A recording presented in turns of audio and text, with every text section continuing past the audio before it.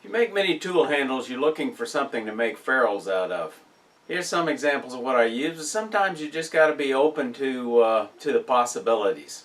Hi y'all, I'm Mike Peace and I'm passionate about wood turning, and I'm here to share with you tips, tricks, and techniques to help you become a better wood turner. There's lots of possibilities for ferrules for tool handles, and heck, if you're not real particular about the appearance, you can even use PVC. Okay, here's a serendipity moment here. You know, I love to make awls. I've got a video on that. If you're interested in making an awl, check that video out. But this ferrule, I'd forgotten where I'd gotten this from, but I just thought it was a cool ferrule. Unfortunately, it had a little cut mark on it, but that's okay.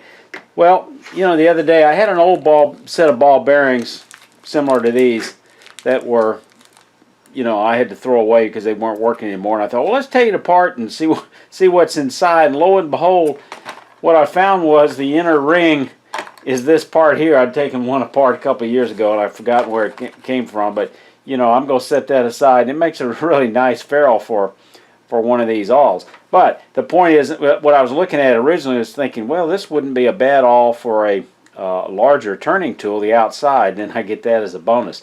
I use the larger outside ring of the ball bearing for larger tool handle ferrules like this.